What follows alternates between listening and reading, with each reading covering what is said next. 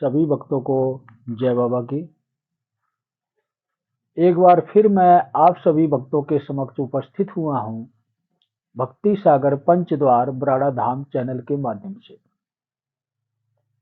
देखो, इससे पहले हमने वीडियो बनाई थी राधा जी के बारे में कि राधा जी कौन है, हमें अपने जीवन में किस प्रकार राधा जी को मान्यता देनी चाहिए और कृष्ण जी को किस प्रकार मान्यता देनी चाहिए। लेकिन ये वीडियो मैं बहुत ही महत्वपूर्ण वीडियो बनाने जा रहा हूं। मैं चाहता हूं कि जितने भी लोग ये सत्संग या किसी भी प्रकार का राधा जी का कीर्तन या कुछ भी करते हैं, कृष्ण जी का करते हैं, तो आप लोगों ने देखा होगा कि भागवत गीता में भी राधा और कृष्ण को एक साथ नचाया जाता है। ये कहां तक सही है? एक भगवान को एक पराई स्त्री के साथ नचाना, क्या ये उचित है? जिनका कोई संबंध ही ना हो, बिना पति पत्नी के रिश्ते के बावजूद एक साथ नचाना उनको, कहां तक ये सही है? इसी विषय पर मैं चर्चा करने के लिए आप लोगों के समक्ष उपस्थित हुआ हूं। लेकिन आप लोग ये ना समझना कि मुझे इन बातों का ज्ञान नहीं है। अगर ये सारी बातें मैं आप लोगों के समक्ष रख रहा हूं तो कुछ ना कुछ तो मुझे दिखा है, इसीलिए तो आप लोगों के समक्ष ये बात मैं रख रहा हूं। और क्यों रख रहा हूं ये भी आपको बताऊंगा। जिस प्रकार श्री राम जी के जीवन में माता सीता थी, उसी प्रकार श्री कृष्ण जी के जीवन में माता रुक्मिणी थी। इस बात को आप नकार तो नहीं सकते, मना तो नहीं कर सकते, ये तो सत्य है ना। ये राधा कहां से आ गई कृष्ण के जीवन में? कैसे आप लोगों ने ये मान्यता दे दी कि मां लक्ष्मी ही है राधा? अगर मां लक्ष्मी राधा हैं तो रुक्मिणी कौन है? इस बारे में कोई बताएगा मुझे? आप टिप्पणी करके मुझे बता दें, कोई बात नहीं। मेरे कमेंट पर, वीडियो के कमेंट पर आप टिप्पणी कर सकते हैं इस सवाल पर कि जब लक्ष्मी जी राधा है तो रुक्मिणी जी कौन है? इतना आप हमेशा याद रखना कि जब भगवान का अवतार आता है इस पृथ्वी पर, कोई नवा अवतार होता है, तो उनके साथ उनकी पत्नी के स्वरूप में एक ही स्वरूप आ सकता है, दूसरा स्वरूप कभी भी नहीं आ सकता। क्या एक पत्नी अपनी सौतन को देख सकती है? इस हिसाब से तो राधा सौतन हुई ना। कभी भी कोई पत्नी पराई स्त्री को नहीं देख सकती, नहीं स्वीकार कर सकती। अगर कृष्ण जी का राधा जी का ऐसा कोई प्रेम संबंध होता, मैं कहता हूं कि रुक्मिणी जी कभी भी श्री कृष्ण जी के समक्ष नहीं रहती, श्री कृष्ण जी को त्याग कर छोड़कर उनके महलों को चली जाती। जब राधा जी के साथ श्री कृष्ण जी का विवाह नहीं हुआ है तो इतना आप समझ लो कि राधा की 1% भी अहमियत श्री कृष्ण के जीवन में नहीं है। अगर अहमियत है तो सिर्फ भक्ति भाव का, जिससे हमें संदेश पहुंचता है कि चाहे स्त्री हो या पुरुष हो, भगवान की भक्ति कर सकती है। जब राधा श्री कृष्ण के नजदीक हैं तो जायज सी बात है कि भक्त को भगवान के दर्शन करने की लालसा होती है। जिस प्रकार मीराबाई और भी अनेकों हैं श्री कृष्ण के भक्त हुए, अपने आप को समर्पित कर दिए, लेकिन सिर्फ भक्त ही है ना। क्यों नहीं आप कहते कि मीराबाई भी जो उनकी पत्नी है, उनको क्यों नहीं नचाते कृष्ण के साथ? राधा को ही क्यों नचाते हो? जब तुम स्वयं अपने भगवान के प्रति ये भाव रखोगे तो आपका उद्धार कभी नहीं हो सकता। राधा वो शक्ति है जो आपको पूर्ण फल देने की क्षमता रखती है। सिर्फ उनकी भक्ति करके देखो। प्रेमानंद जी ऐसे ही नहीं कहते हैं कि नाम जप करो। सत्य वचन बोला है उन्होंने। एक तपस्वी हैं, एक संत हैं प्रेमानंद जी, लेकिन उन्होंने कभी ये नहीं कहा कि राधा और कृष्ण का संबंध क्या है। क्यों नहीं कहा? इस बात को कोई सोच सकता है? बहुत बड़े संत हैं वो, उनको दर्शन भी हुए हैं। राधा जी के दर्शन नहीं हुए हैं, राधा के स्वरूप में मां लक्ष्मी के दर्शन हुए हैं। जैसे कि मैंने आपको पिछली वीडियो में बताया था कि लक्ष्मी जी के ही अंशावतार हैं राधा जी, लेकिन द्वापर युग में कोई संबंध नहीं है। किसी कारणवश राधा जी श्रापित थी, इस वजह से इस शरीर के जन्म और मरण की मुक्ति पाने के लिए, इसको त्यागने के लिए, हमेशा के लिए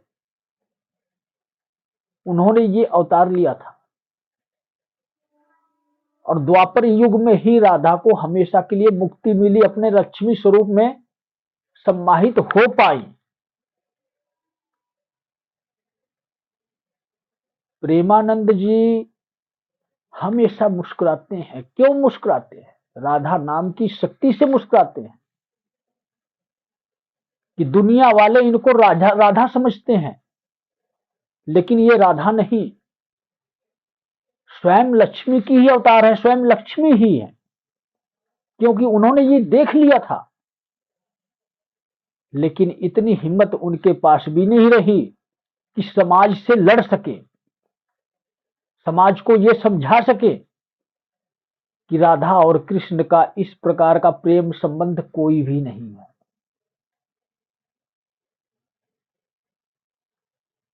बगावत करना इतना आसान नहीं होता और लोगों को रास्ते पर ले आना इतना आसान नहीं होता, क्योंकि अनेकों मूर्तियों से लेकर फोटो तक और धर्म गुरुओं से लेकर जनता तक, सभी इंसानों तक यही खबर पहुंचा दी गई है कि राधा श्री कृष्ण की है। इतने लोगों में एक सच्चाई को रखना इतना हौसला बुलंद करने के बराबर होता है कि हमारे साथ कुछ भी घटित हो सकता है। सिर्फ इसी भय से प्रेमानंद जी ने ये राज नहीं खोला, लेकिन आज वो समय आ चुका है, इस राज से पर्दा हटाने की जरूरत है। जिस प्रकार शिव और शक्ति हैं, जिस प्रकार शंकर जी और पार्वती जी हैं, जिस प्रकार विष्णु और लक्ष्मी जी हैं, उसी प्रकार राम और सीता जी हैं, और ठीक उसी प्रकार ही कृष्ण और रुक्मिणी जी हैं। प्रेम संबंध के स्वरूप में राधा का 1% भी योगदान नहीं है कृष्ण के जीवन में। सिर्फ भक्ति भाव से भगवान और गुरु का ही यही रोल है राधा जी का। हमारे ग्रंथों को गलत साबित किया गया है, इस बात को आप याद रखो। सच्चाई का सामना करना सीखो, यही सच्चाई है। और मैं क्यों बता रहा हूं, बार बार यही कह रहा हूं, कलयुग का दौर चल रहा है, हर कोई एक दूसरे को श्रेष्ठ साबित करने में लगा हुआ है, लेकिन श्रेष्ठ वो साबित हो नहीं पाएगा, इससे पहले ही धराशायी हो जाएगा, क्योंकि अहंकार उसके अंदर है। अहंकार ही इंसान को हमेशा निचले स्तर पर ले आता है, जहां पर हमारा कोई वजूद नहीं रह जाता। तो मैं तो यही कहूंगा कि जितने भी लोग राधे राधे के नाम की माला जपवाते हैं, उनसे मेरा निवेदन है, हाथ जोड़ के निवेदन करता हूं कि राधे और कृष्ण का महत्व भी साथ में समझाओ। आप ये कैसे भूल गए कि कृष्ण जी की पत्नी पत्नी रुक्मिणी जी हैं। हमेशा कृष्ण के साथ रुक्मिणी को ही स्थान दें, चाहे अपने घर में फोटो लगाएं या किसी मंदिर में कृष्ण की मूर्ति लगाएं। राधा की अगर फोटो या मूर्ति लगानी है तो कृष्ण के चरणों में स्थान दो, चाहे कोई आपका सत्संग हो या कीर्तन हो, कृष्ण के बराबर में ना खड़ा करना कभी। उस पद पर राधा नहीं है जहां पर रुक्मिणी है। कृष्ण के साथ हमेशा रुक्मिणी को ही खड़ा करना। समाज के बीच में अगर कोई संदेश भी देना है, यही संदेश दो। हमारे भगवान की छवि बिल्कुल स्वच्छ होनी चाहिए, दाग नहीं होना चाहिए। जो व्यक्ति उनकी छवि पे दाग लगाएगा, उस व्यक्ति के जीवन में दाग लग जाता है, जिसको मैंने उदाहरण के तौर पे समझा भी दिया कि कितने लोग ऐसे हैं राधे और कृष्ण जी के भक्त, जो मासूकाएं रखते हैं, प्रेम का रखते हैं। उनके मन में ये सोच होती है कि जब हमारे भगवान ही पत्नी रखने के बाद भी ऐसा जीवन जिए हैं, तो हमें भी अधिकार है। कितना बड़ा बड़ा प्रभाव, दुष्प्रभाव ये फैल रहा है पूरे समाज को। कभी गहराई से आप लोगों ने सोचा है? एक अनिरुद्धाचार्य जी हैं, जिनको बात करने का ही नहीं पता, इतना अहंकार हो गया है कि अलग अलग टिप्पणियां करते हैं लोगों की बातों पर। जो सामाजिक तथ्य को देखते हुए इस प्रकार की बातें समाज के बीच नहीं करनी चाहिए। कितना मजाक लोग बनाते हैं अनिरुद्धाचार्य जी का, ज्ञान रहते हुए भी एक मजाक का जरिया बन चुके हैं अनिरुद्धाचार्य। प्रेमानंद जी के ऊपर किसी ने कभी कोई टिप्पणी की है गलत? नहीं की है ना। क्यों अनिरुद्धाचार्य जी के ऊपर ही टिप्पणी होती है अनेकों प्रकार की? जब पैसे मोह माया के जंजाल में व्यक्ति फंसता है ना, उसका ज्ञान अधूरा रह जाता है। और जब ज्ञान अधूरा रह जाता है,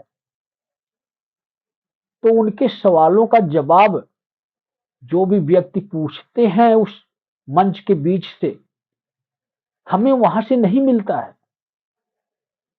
जहां से आना चाहिए। जब हमारी आत्मा स्वच्छ होती है, जब हम भक्ति स्वयं की किए होते हैं, अपनी शक्तियों को जागृत किए होते हैं, तब उन सवालों का उत्तर सत्य मिलता है। ये अहंकार ही है, ये कलयुग का प्रभाव ही है कि आपके माइंड में चंचलता आती है और मजाक के तौर पे आप ऐसे शब्द का उपयोग करते हो कि आपका ही लोग मजाक बना देते हैं। इसी को कहते हैं कलयुग का प्रभाव। तभी तो मैं भी कहता हूं कि जौन सा मार्ग शक्ति पुत्र जी महाराज का है,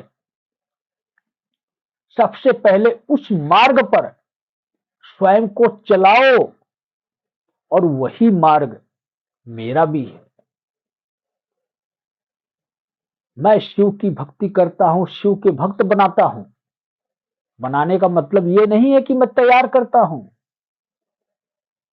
व्यक्ति के उपदेश से, उसके संदेश से अगर किसी व्यक्ति का व्यक्तित्व बदल जाता है, सोचने की शक्ति बदल जाती है, सही मार्ग पे आ जाता है, तो वही भक्त शिव भक्त कहलाता है। आज वो ऐसी घड़ी चल रही है कि जिस किसी को भी अपने जीवन की सुरक्षा करनी है या अपने जीवन को सार्थक बनाना है, वो इस मार्ग पर चले। जब तक आप अपनी स्वयं की भक्ति नहीं करोगे, स्वयं हवन यज्ञ करके अपनी सुरक्षा नहीं करोगे, अपनी शक्तियों को जागृत नहीं करोगे, ना तो आप बच सकते हो, ना ही किसी अन्य व्यक्ति को बचा सकते हो। हर एक प्राणी के लिए मेरा यह संदेश है कि हर व्यक्ति शिव भक्त बने, क्योंकि जब कलयुग का प्रभाव बढ़ता है तो सारी शक्तियां धीरे धीरे कार्य करना बंद कर देती हैं। आपकी सुरक्षा उन शक्तियों से हो सकती है, लेकिन आप आगे नहीं बढ़ पाओगे। अगर आप आगे बढ़ना चाहते हो, अपने जीवन को सफल बनाना चाहते हो, अपने आप को सुरक्षित रखना चाहते हो, तो शिव से जुड़ने की कोशिश करो। राधा कृष्ण के चक्रों में ना पड़ो। अगर पढ़ना है तो कृष्ण और रुक्मणी के चक्कर में पड़ो, और अगर आपको फिर भी राधा के चक्कर में पड़ना है तो राधा के उस तपस्वी स्वरूप के चक्कर में पड़ो, राधा के आराध्य श्री कृष्ण के चक्कर में पड़ो। राधा जी को ये वरदान मिला हुआ है कि जो आपकी भक्ति करेगा वो मुझे पाएगा, मुझे हासिल कर पाएगा। बिल्कुल सत्य वचन है प्रेमानंद जी का कि राधे नाम में शक्ति है, राधे नाम का जप करो। लेकिन उन्होंने कभी ये नहीं कहा कि तुम कृष्ण के साथ जोड़ के जप करो। सिर्फ राधे के जप से ही आपको कृष्ण मिलते हैं,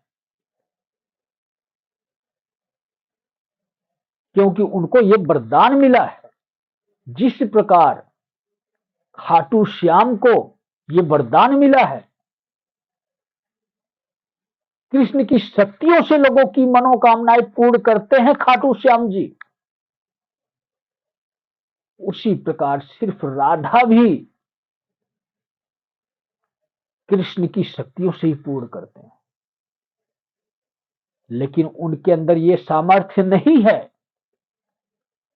कि वो अपने आप को लक्ष्मी का अवतार कहलाएं। श्रेष्ठ अवतार लक्ष्मी का सिर्फ और सिर्फ रुक्मणी जी का है। इसीलिए मैं बार बार यही लोगों तक संदेश पहुंचाना चाहता हूं। इस समाज को बदलने की कोशिश करो। कृष्ण के साथ सिर्फ रुक्मणी की ही फोटो हो, या किसी मंदिर में कृष्ण के साथ सिर्फ रुक्मणी जी की ही मूर्ति हो, राधा जी की हो तो उनके चरणों में हो, कृष्ण के साथ में नहीं। जो व्यक्ति राधा और कृष्ण जी को एक साथ संबोधन करेगा, वो समझ लो कि पाप का भागीदार हो रहा है। वो कैसे हो रहा है?